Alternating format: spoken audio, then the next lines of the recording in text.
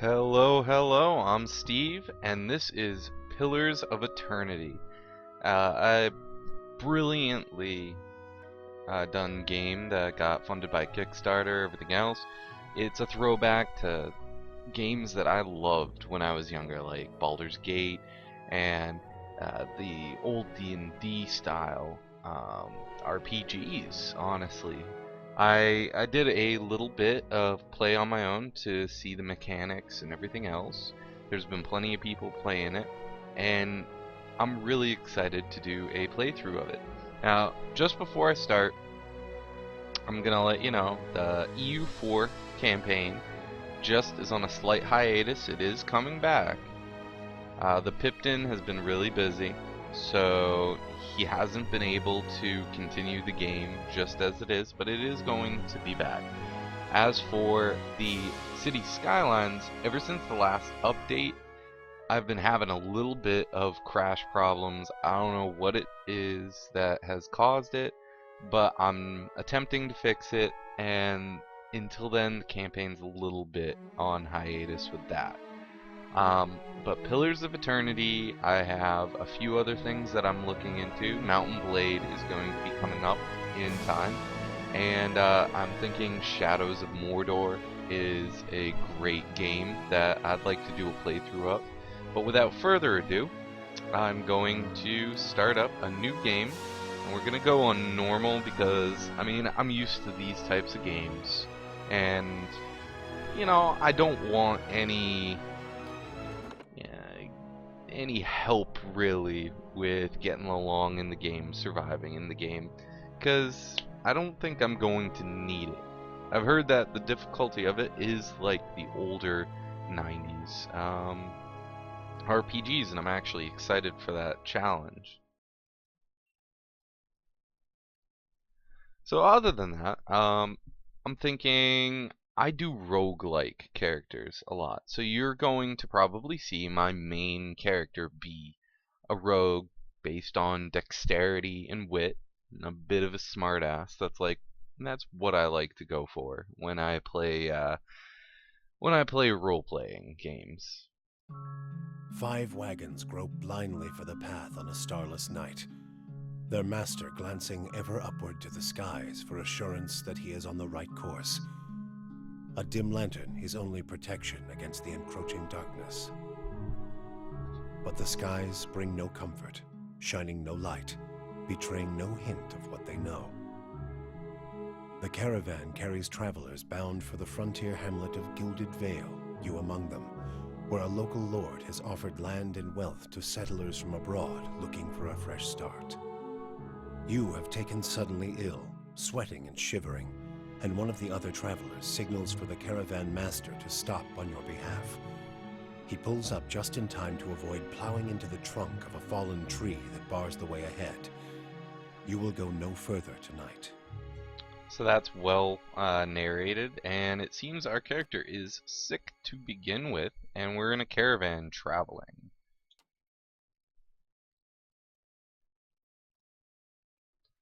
So now we're going to pop up with the character creation.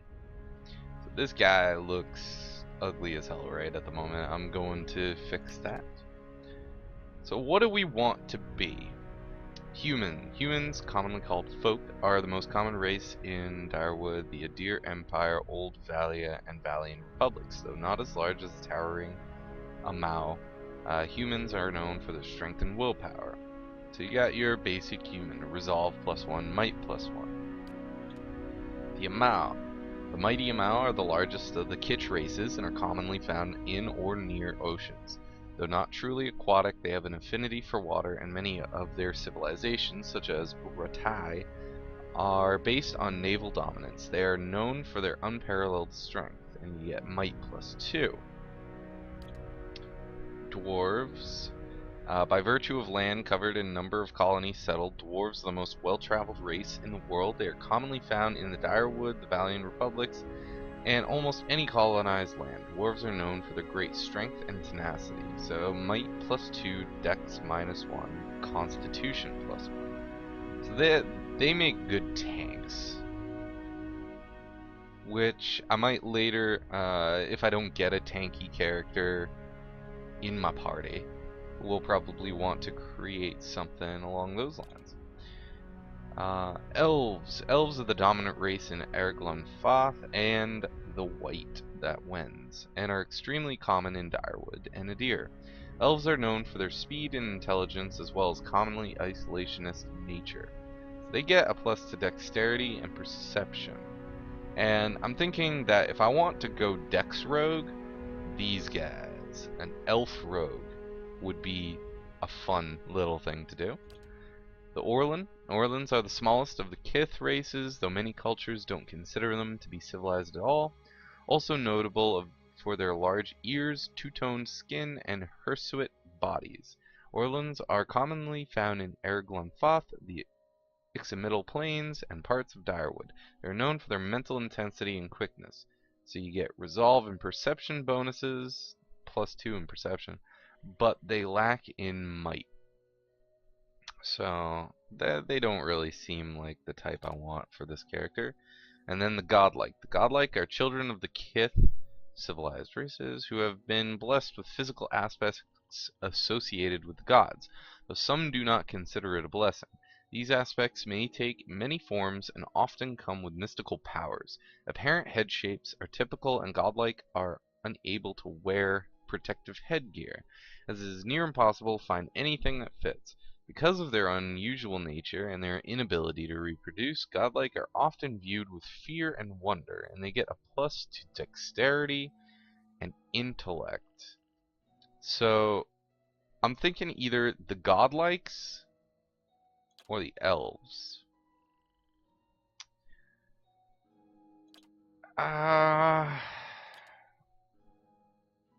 You know, for first playthrough, I want to go classic. I'm going to be an elf. I really am. So we got that, and Wood Elf or Pale Elf. Wood Elves trace their beginnings far north of present-day Adir and have migrated south throughout the forests of the continent, now covering it all the way to the south across the equator. They are also believed to have migrated across the sea to Erglon Foth. While physiologically identical to one another, Wood Elves from Adir are culturally different from those in Erglon Foth and consider themselves wholly different groups. So the Wood Elf gets the distance advantage. Against any enemy that is more than 4 meters away, Wood Elves gain bonus to accuracy, deflection, and reflex.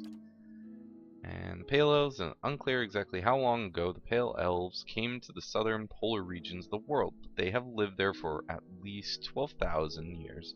Based on their continuous contact with Ama traders, they appear to be among the most stationary ethnic groups in the known world, migrating within the polar region but seldom venturing far north. They are rare in all northern lands, and most people consider them exotic if they have seen one at all. Elemental endurance. They get increased burn and freeze damage reductions. For my character, he's gonna be a traveler, and they are very rare in the north, so I'm thinking that we don't want Pale Elf. I'm going with classic Wood Elf. As I said, I want to go with a rogue. Rogues are rogues are vicious killers, feared for the brutality of their attacks. They can be found as often in dark back alleys as the heart of battlefield skirmishes. Though unpredictable and undisciplined, rogues are commonly used as shock troops or as part of a surprise assault. Their withering attacks, breaking enemy ranks and morale. Rogues tend to congregate in large numbers in cities, where they can be steadily employed as mercenaries or hired muscle. And they begin with a sneak attack, which applies bonus damage to rogues' range and melee weapon attacks when the target has any of the following afflictions: blinded, flanked, hobbled, paralyzed, petrified, prone, stuck, stunned, or weakened. It also applies to any target the rogue strikes with a weapon within the first 2 seconds of combat. And they get bonuses to stealth and mechanics, which will be great. Yeah, no, definitely awesome class, to be honest. And I love, that's what I'm going for. So I get a choice out of the abilities. I either get Blinding Strike, a dirty attack that makes the opponent unable to see, and it inflicts extra damage and blinds the target. Crippling Strike. The rogue attacks his or her enemy's ability to move around effectively. Sorry there, brain and mouth did not connect correctly. Inflicting extra damage to and hobbling any enemy successfully hit. I'm thinking we want Blinding Strike, because blind is so useful, and it'll ease up things like heavy duty enemies who want to attack my tank or whoever's tanking, really, even if it's him. It'll make it so that we don't take as much damage. It deals extra damage. It lowers a lot of different things in their statistics, really, as you're fighting them. So we're going to go with Blinding Strike. Now, here's where we're going to put forth all our attributes here. So, as I said, I want to go Dex, which increases our action speed, which is great, and our reflexes, so we don't get caught by traps, stuff like that, as easily. At least that is what I imagine. So we get Perception. Perception represents... Oh, I'll just read this. Is an abstraction of a character's hand-eye coordination, balance, and overall grace in interactions. It can be used for sleight of hand and fast reactions. In combat, it affects the character's action speed with all attacks, spells, abilities, and contributes to the reflex defense. So yeah, that's going to be really big. As for might... So yes, damage and fortitude, and it's highly recommended. So far we'll put 14 in there at least. Perception represents a character's senses as well as their instinctive ability to pick up on details and interactions. It can be used to catch someone in a lie, to make an observant comment about their appearance, or to notice something happening in the background. In combat, it contributes to deflection and reflex defenses, and grants a bonus to interrupt. So I definitely want a bit in there. We're already running a little low on here. I want him to be fairly smart, because, as I said, I want him to be like that cocky smartass type character. That's how I'm envisioning him. Yeah. So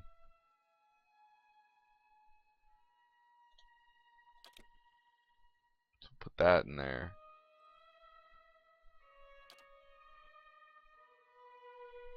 And our culture. The Adir Empire is currently the largest and most powerful force in this part of the world. It is centered around the equator, has a tropical climate. Though the Empire has colonies in numerous areas of the world, Greater Adir is at its heart and houses the majority of its human and elven nations. I'm thinking he's not going to be from the Empire, honestly. I mean, it's a definite possibility. And with the Resolve +1, I could reduce that, put in Intellect or Dex or Might. The Deadfire Archipelago, consisting of the nation of Nasitak, dozens of Amau settlements, and hundreds of lawless pirate-infested islands that stretch along the southern sea. Deadfire is home to boreal dwarfs, Amau, and a mixed variety of other races. Deadfire Archipelago is the last stop for anyone headed east. A multitude of monstrous sea creatures infest the ocean beyond, making travel virtually impossible. I'm actually thinking this might be the thing. Like, he was a roguish, like, in the lawless area. He survived. He became, you know, he got his skills while living in basically the den of scum and infamy. He was pretty much on Tatooine. He's a Mos Eisley guy. Yep. So, let's see. And he gets dexterity from that, which of course is something I want. Let's see. Okay, northeastern. Blah, blah. Large expanse of fertile savannas. No. Crown Jewel is southern seas. Old Valia is now the crumbled merchant remnants of an empire of warring merchant nations, counting many humans and dwarves among their ranks. The old Valian countries are still forces to be reckoned with, proud of their rich cultural heritage. I'm not sure. Maybe. Ratia, dominated by the Amau nation of Ratia. The Gulf itself is host to a number of nations, most of them Amau, Orlan, and Dwarven. Though these countries are relatively young, they are some of the most advanced colonial settlements.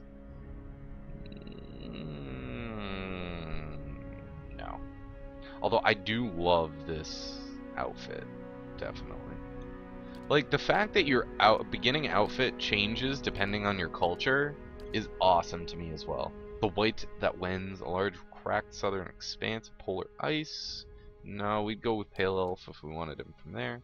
The Living Lands, mountainous region of large northern island, renowned for its diversity of plant and animal life.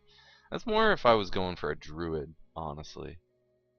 So I'm thinking Deadfire Archipelago gives some awesome backstory here to him. That he's some like orphan out in the lawless area of the world, made it through the pirates and everything else, gained his skills, and then when he had the chance, he came out here to make his mark. That works. We got that extra dex now. So what are we gonna do? Honestly, I'm thinking what he's gonna be is either a drifter or a mercenary or a raider. Yeah, athletics and mechanics, lore mechanics. Actually, no. Slave, no. Drifter, stealth, and survival. That is possibly useful. Hunter, stealth, survival. Nope. Mercenary, athletics, and lore. Raider, stealth, and athletics. As a rogue and an elf, I imagine I have a pretty good stealth stat as it is. Athletics and lore might come in handy, and honestly, as raider, he lived in the lawless area, but I don't want him to be a complete dick, just a smart-ass rogue. As for a drifter, that fits, but at the same time, he melds in with his surroundings. So he's not necessarily that. He's more of a sword for hire, which I think Blade and Battle is your way of life. You solve your problems by pulling out your weapon and applying force. So he's a fighter who works his wit and his dex and skills to get around things. So I'm thinking he's a merc. As for appearance, okay, here we go. So I'm kind of digging the green. Does black looks pretty good on him too. Crimson red.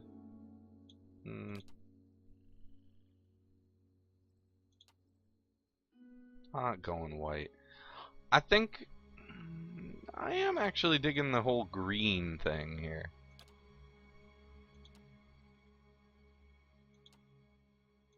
Make his pants the same color. Skin. I'm thinking he's about good. But his hair, I want to make it a little bit different. Not red or... not going to be blonde. Actually, white might be good. Or black. I think the black works pretty well for him. There's only 3 heads, which is kind of weird. Wish there was a few more to choose from.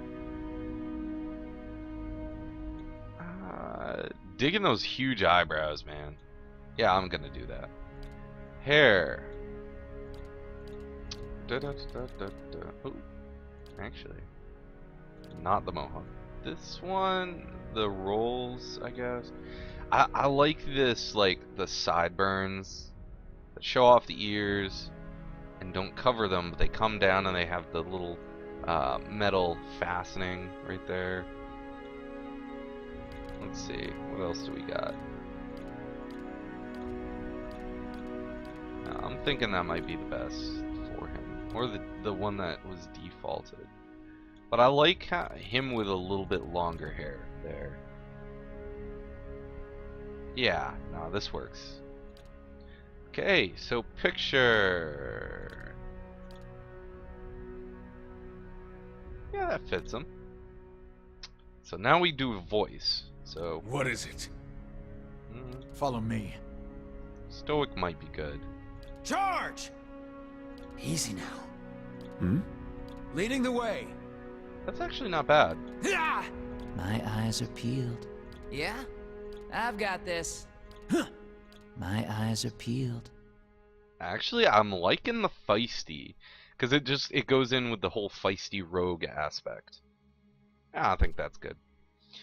Name: Lotharian Vale. It's a character name I've liked in some, like, back in the day D&D campaigns, stuff like that. I like it for this character. So Lotharian Vale, the level 1 rogue. And we are now ready to go. So we got our new quest, the Gilded Vale, Journey to Gilded Vale, and here's our caravan. Caravan Master finishes addressing the group, his bushy red mustache and sagging jowls quivering as if for emphasis. Everybody stays close to the wagons, got it? Stay out of the woods, and beasts take you if you were planning a stroll through those ruins up there. He nods toward a looming black mass on the hillside. Whole area's crawling with hut-dwelling types who'd be happy to stick an axe in you for trespassing. So mind that you don't track mud on their sacred blazing rocks. Okay, Caravan Master Edema. Tonight, everybody stays put, and in the morning we'll get the path cleared. Gilded Vale's less than a day out. Understood? At last, the Caravan Master turns to you, frowning as he looks you over. Oh yeah, because we're all sick and blah. Touch of the rumbling rot, could be. There's a stinging beetle round here, carries it. You'll be fine once it passes your innards. Unless you don't drink water, course. Which case you'll be dead in a day. So it's basically tapeworm or something? Right? There's a berry grows in these parts, small and pink, called a springberry, about the size of a fingernail. Give you cramps if you eat it, but the frontiersmen make a tea from it. Calms the insides. Should get you through the night. You might check around, see if you can find some. Meanwhile, I'll see if we can scare you up some water.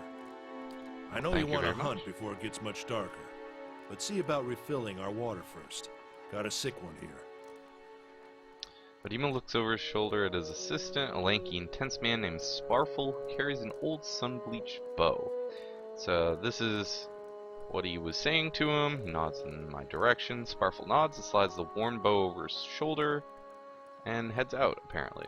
So, where would I find these They grow berries? on a bush that's common round here, kind of funny looking.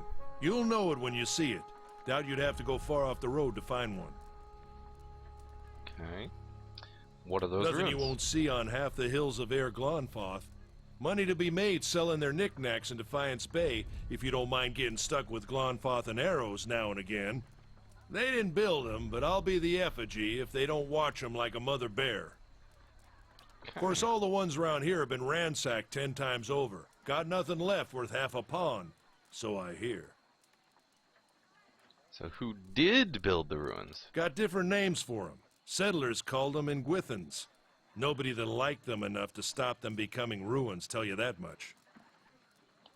And up here it says your character's attributes, skills, class, race, culture, and sex may all open up options for you in dialogue. These options are not necessarily superior to the other responses, but give you a wider variety of choices to select from. The manner in which someone responds to your choices depends on their individual personality and attitude. Oh.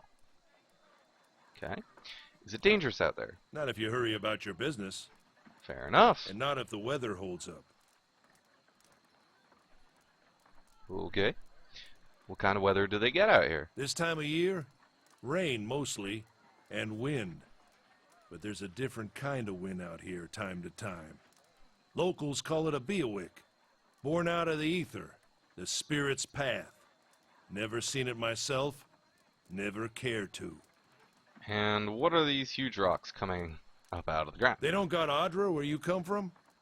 Well, it just grows up out of the ground like this. Goes deep like tree roots. Some of it all the way to the heart of the world, you believe the stories. Okay. It's more like a shell than a proper rock. Easier to work if you're a mason. Got all kinds of strange properties. Seems to have some kind of life of its own. Dies if it gets dug up. Loses its luster. Folks think it probably grew at one point or another, but not these days. The soul butchers in Defiance Bay use it for different things. I've heard tell it can hold a man's soul, but I don't care to see it. Got enough to worry about without seeing something like that. Okay, well, then I will go find the berries. Hold on. Oh. Take someone with you. I know you're not some helpless tenderfoot, not like most of this lot. But you drop dead, I don't want to be looking for the body. Got a schedule to keep. Okay, so... Kalisha. Kalisha! He needs to find some spring berries. Watch that he doesn't drop dead. No promises. What kind of guide says something like that? Kind you can afford. Don't listen to her, you're in good hands. And I pay too well, if anything. Off with you. Hayden should have supplies. See that you're equipped before you head out. We're in harsh country. Get your berries and hurry back. And if you get so much as a tickle of wind, you drop everything and you run. Something in the air tonight. If it's a Beawick, we'll shelter in the ruins. Hut dwellers be damned. Okay, so You heard welcome the to man. Pillars Let's Eternity. get going before This you is keel your first over. visit to the world of Eora. You may want to watch these windows to become familiar with the tools and interfaces available to you. Your party always consists of your character and up to 5 additional companions. Okay, so Kaliska, select. I know how to select the party members and stuff. What So, you need? we got Kaliska, who is... She has heavier armor, a torch, and an axe.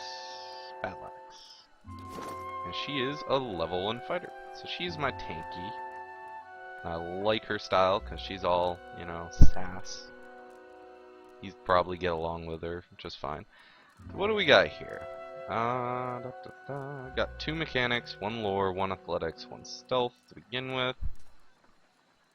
Blinding strike, distant advantage, and sneak attack. No talents yet. And we're pretty good, actually.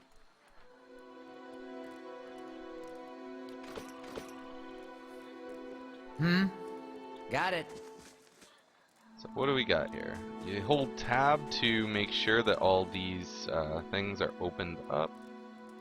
Yeah, well, that you can see them all. So I got my mechanics, so I can unlock this. And I get experience for that. And let's see, Potion of Minor Endurance, I'll grab that.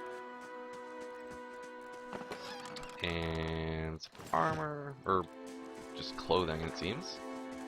Most people you encounter in the Anyone world need are supplies? neutral or friendly. I've You got can sundries interact for with them sale. by clicking on their selection circle. Many characters will simply greet you and go on their way.